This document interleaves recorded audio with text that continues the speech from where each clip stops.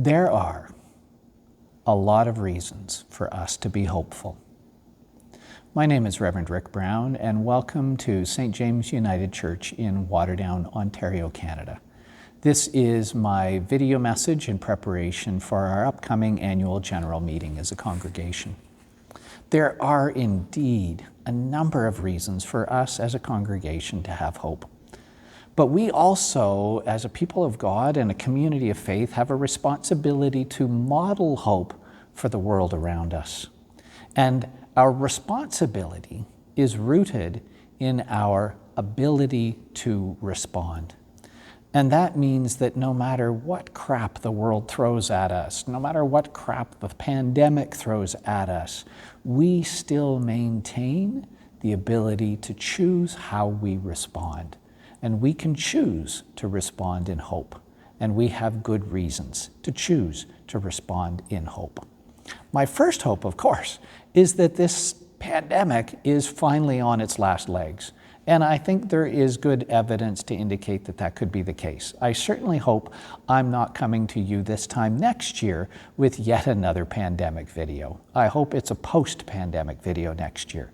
But I think there are good signs for us to have hope that this is finally winding down. But I also think we can have hope that we as a congregation are actually doing way better than we may realize we are.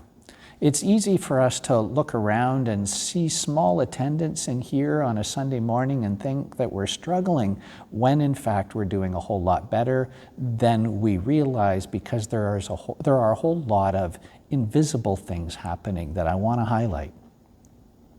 I've mentioned many times that the United Church of Canada throughout the pandemic has been closing an average of one church a week. And that's kind of scary. But we're not one of them. We're still here. We're still open.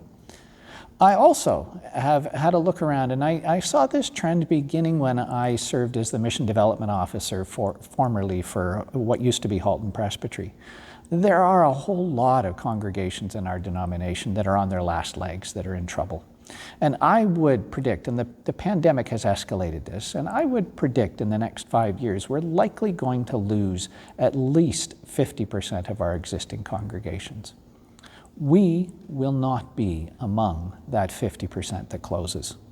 One of the signs of hope that we can have is that 50% that I was talking about that are likely going to close, they have experienced dramatic drops in their worship attendance. We have not.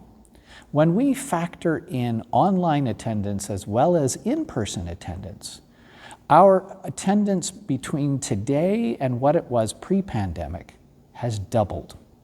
Our weekly adult attendance in worship has doubled. Our youth attendance has held steady. It hasn't gone up, but it also hasn't declined. And that's important because youth attendance is the hardest of all to manage. Our children's attendance has quintupled. Think about that. In our shift to online ministry, our children's attendance has quintupled. Those are some pretty incredible statistics to be hopeful about.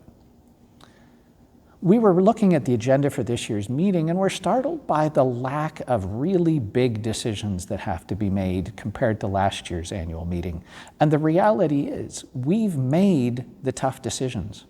The tough decisions are now behind us. The work to implement those decisions still lays ahead of us, and we've already started on some of it. But the tough decisions have been made. We have successfully made the decisions we needed to make in order to pivot our worship to meet a post-pandemic world. We have pivoted our community building online. We have pivoted our learning online. We have pivoted our communications online. We've pivoted our income generation online and are making big decisions to diversify that. Many people who don't grow up in the church don't understand that we don't get an income from outside sources. Our primary source of income for making sure all of this continues to operate comes from the voluntary donations of people like you. However, we've also realized that in this world, churches can no longer survive just on voluntary donations of members. Doesn't work anymore. We need to diversify our sources of income, and we have made the difficult decisions we need to make in order to pivot and diversify our sources of income to ensure our survival in the future. We have pivoted our leadership to a permission-giving structure. We see the evidence of that in the mission projects that have emerged throughout the pandemic. The two most obvious are the mask ministry and our most recent, our homeless outreach ministry. Neither of those mission projects had to go to the board for permission to exist. That happens in so many other churches. You can't do anything without first asking permission. In our shift to a permission-giving model, we have defined what our mission is so that people that want to fulfill it don't have to ask permission. Just go do it. How can we help? That's the leadership response. And that's where we're at now. That's how we're operating. The new street mission was able to get up and going within 2 weeks because they didn't have to jump through bureaucratic hoops to get permission to get started. As I said, the hard work of implementing those decisions is still ahead of us. But the good news is that we have aligned ourselves so that all our compass needles are pointing in the right direction. And we have done the hard work of building the foundations in a solid manner. And now we've got to get to work building the walls. Those are metaphors. The walls are clearly built around us. And one of the tough decisions we had to make was transforming this space, and it looks beautiful. It looks so beautiful. It's not done, as you can see. There's still work ahead. We have, most critically though, developed a good reputation in the community. We are becoming known as a church that is involved in transforming lives for the better. We're getting noticed in the community. Jesus tells us to not hide our light under a bushel basket, to let it shine for the world, and we have done so through the pandemic.